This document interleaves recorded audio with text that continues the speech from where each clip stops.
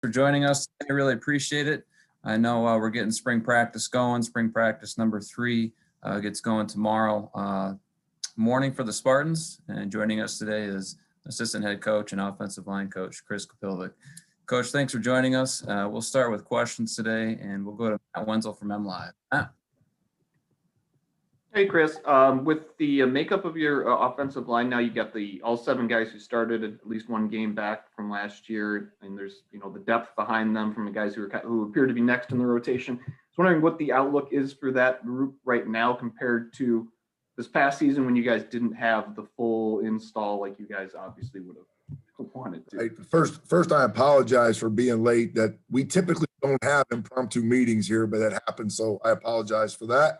And yeah, it's well, the big word's competition. We definitely have some competition in our room, which is huge for growth and success. And that's something that I didn't feel like we had that across the board in the fall. And so, there's and I've told them this at the start of spring ball. In my mind, through our workouts, I see multiple guys that can start at each position. So there's nobody that's coming out here in this practice that has the job won. And it's critical that they understand that, because, you'd like to think every person, every player is going to just give everything they got every day, but it's human nature to get complacent at times. But when you know that if there's a guy behind you that can take your job and you don't have a good day, that's going to motivate you even more. And that's really what we're trying to get to here. And maybe forgive me for some speculation possibly on my part, but with both tackles coming back and you bringing in Jarrett Horst and Kevin having the ability to play right guard where he started for 2 years, I guess, is there that potential to maybe look at move, Kevin back inside? Or I guess what's the outlook with tackle? Because you guys do have more returning depth at the interior spots, it seems. Yeah, there's definitely a possibility of that, and I know it sounds like coach speak sometimes, but really you're trying to find the 5 best guys and then plug them in where you can. Obviously there's some guys that can't play tackle just because of their dimensions, but there's definitely some tackles that can move into guard. And so that's definitely a possibility. If we got 3 tackles that are 3 of the best 5 guys and we need to move one in and do that, we definitely can do that. Thanks, Chris. Yep. Our next question is from Chris Solari with the Detroit Free Press. Hey, Chris. Good to see you. Wondering kind of if you could break down 2 things. One, what you saw in kind of the recruitment process of Jarrett Horst to bring him in from across the divisions, and then also if there's any insight into Jordan Reid's decision to not come back. Well, first with Jarrett, it's interesting.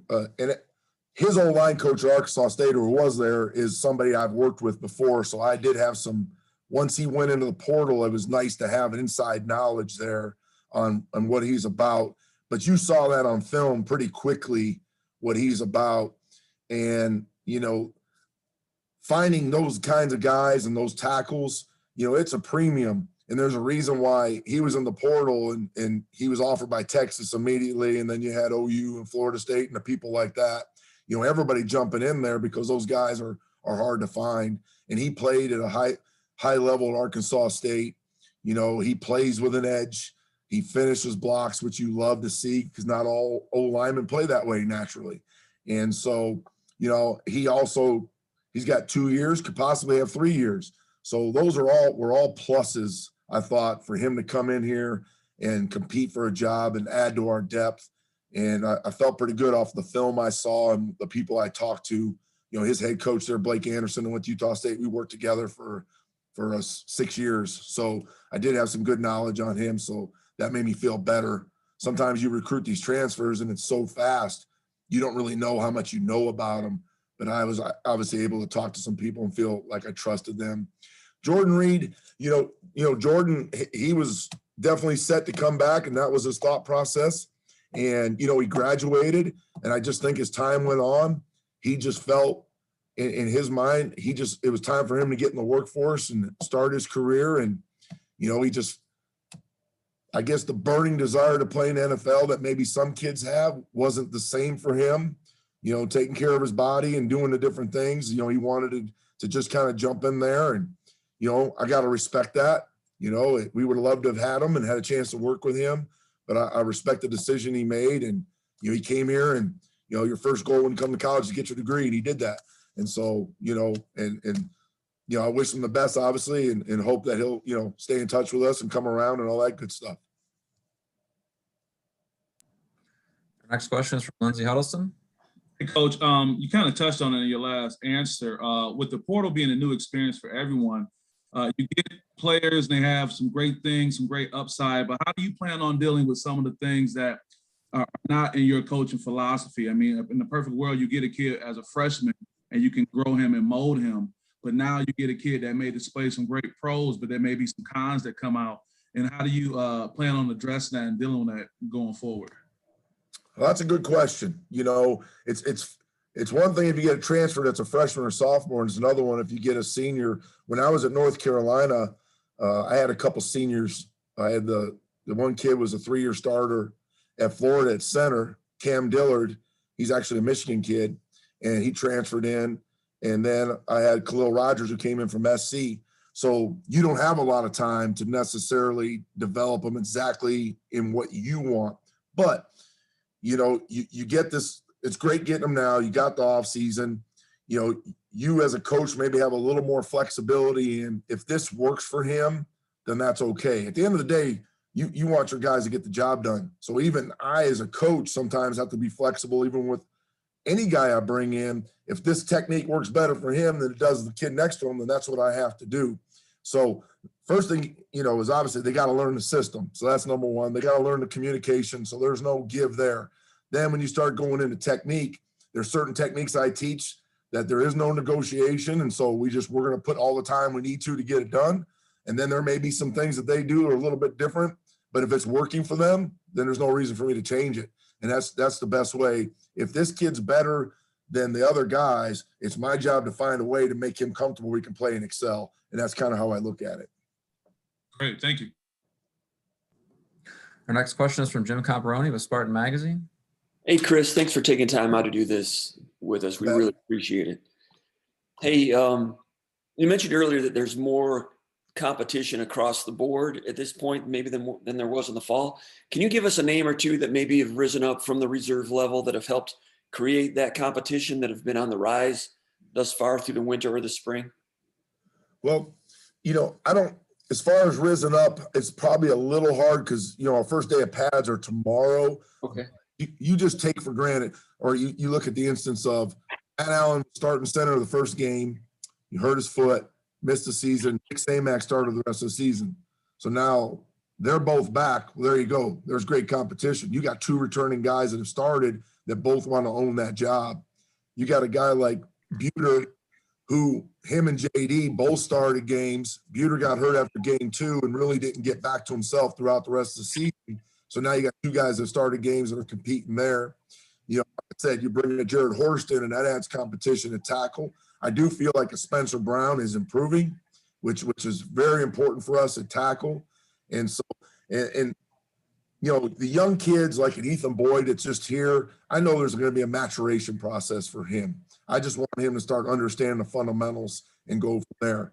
But, you know, you take a Matt Carrick, you got a guy like Jarvis that can play guard and tackle. So now you got competition really both places. So just from guys getting playing time that they didn't necessarily have is creating that competition. Sure. AJ Curry has come back. He's a guy that's kind of stair-stepped through his progression as he's gotten older. What do you see for the next level of development for him? What can he improve upon, and how excited are you to have him back? You know, I'm really happy to have him back. I really feel like he may have improved the most of anybody last season, from where he was when we started fall camp to where we finished the season. And, you know, he's still got a lot of work, and he knows that, and he works his tail off. I mean, he's a great kid. He's humble. He works. I mean, when he walks off the bus, that's what you want him to look like. There's no question about that. And so I just think he's got to continue to progress in his pass protection part of the game, you know, his physicality in the run game. And those are things really, the O-line world, it's, you can throw on an NFL tape. And those guys are still trying to figure out, you're still working at getting better at technique and doing those things. That's a constant strive for perfection, you know? And so he wants to get his whole game amped up, but I really feel like he's made some strides and improved. And I'm hoping that that continues throughout the spring and summer. All right, one more, if I may. James Ohanba is a guy that got into the playing group a little bit on special teams last year, caught the eye of some fans out there because hadn't seen much from him, and all of a sudden he's on the field. Tell me how he's coming along and the progress he made last fall and where he is at this point. Yeah, James also progressed, and James got a little playing time at guard, which was good.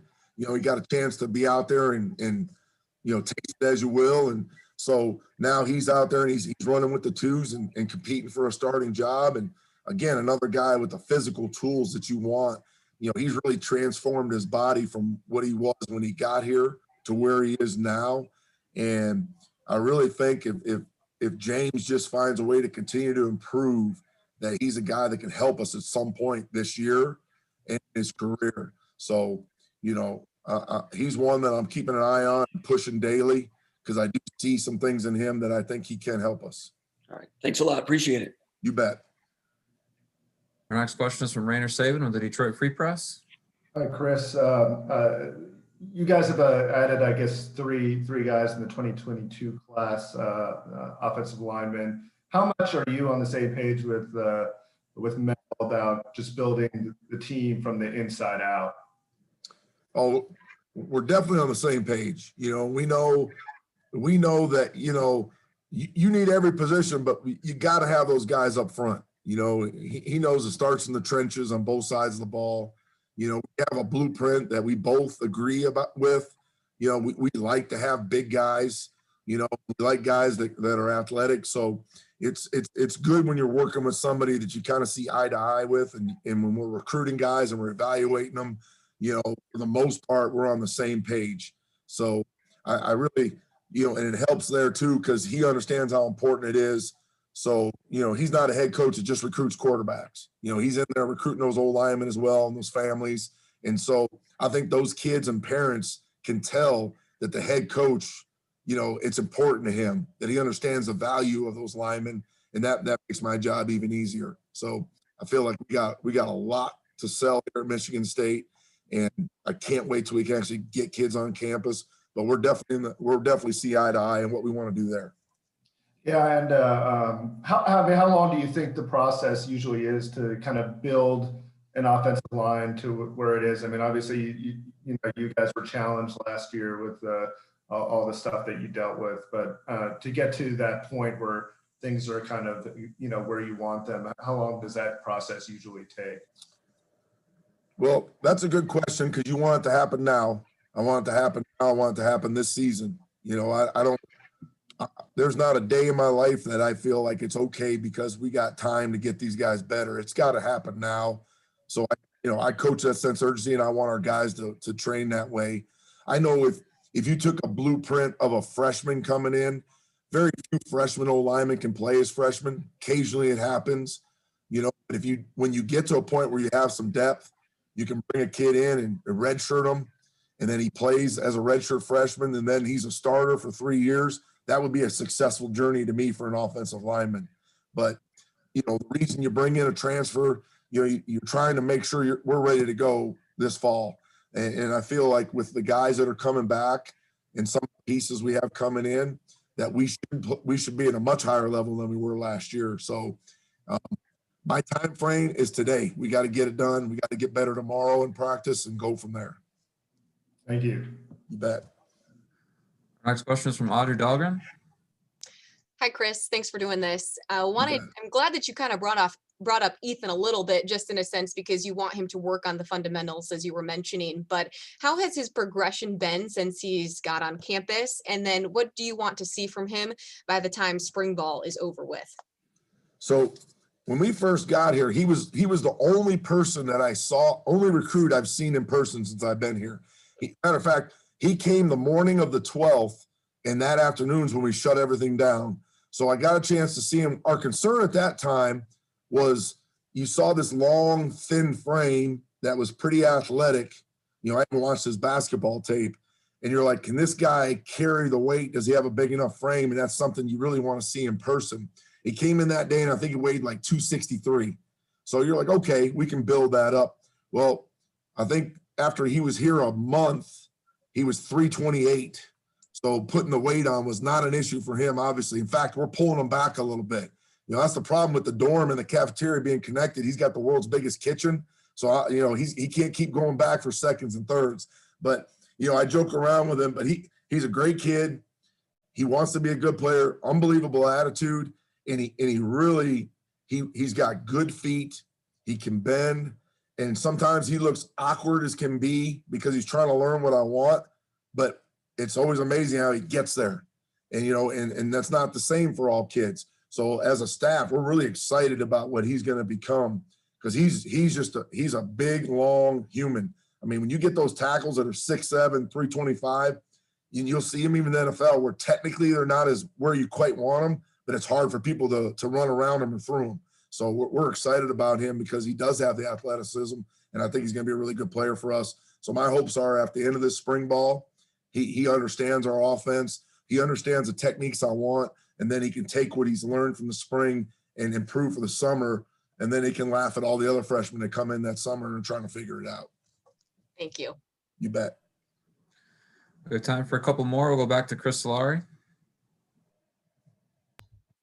Chris, in your role as the run game coordinator, I mean, obviously you brought in Jared, but you also brought in running back Kenneth Walker. Excuse me.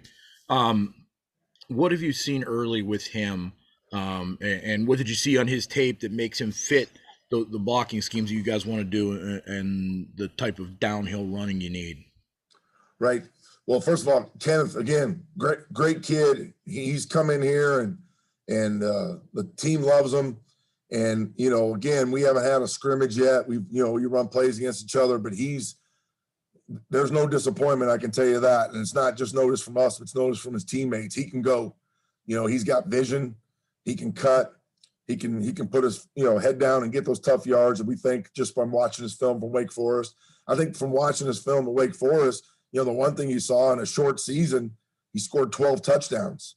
And there obviously he can get to the end zone. He understands that. He played a little wildcat quarterback for them, which was just showed, something about him there, even just mentally to be able to line up and handle that, and just talking to people around that area, what they felt. The people at that school loved him, but you saw from him on film that he had the patience for the zone game, and he had the vision to get to the right spots, but he also, you're seeing him against good competition. When he breaks free, he's outrunning people as well, which is a great combination. So we're really happy to have him, and I think he's going to do some really good things.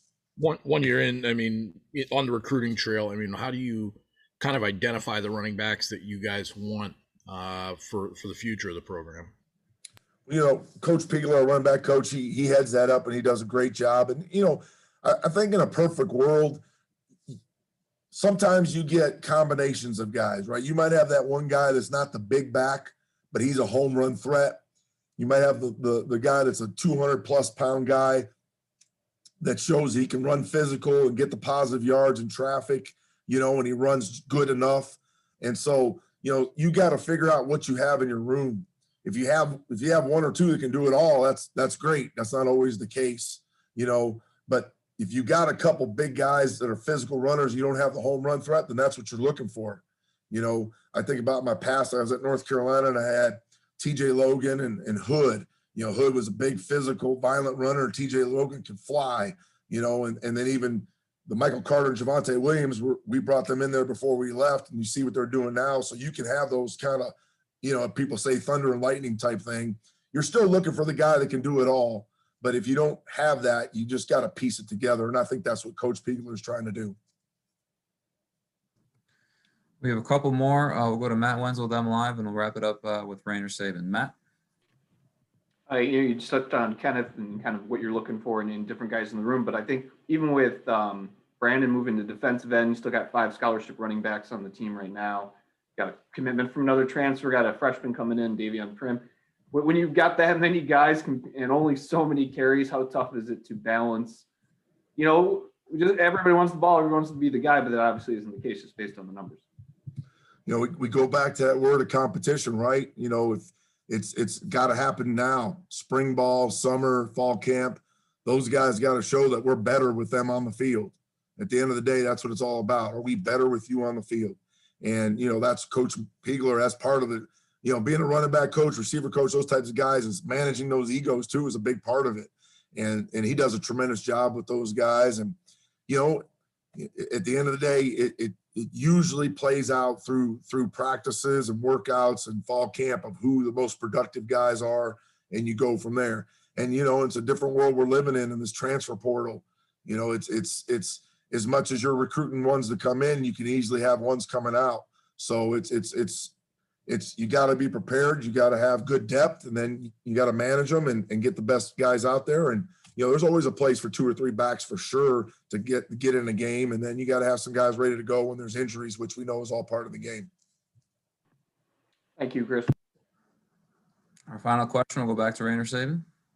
When you did the self scouting after the season, what did you diagnose, I guess, as the biggest issue with the running game? And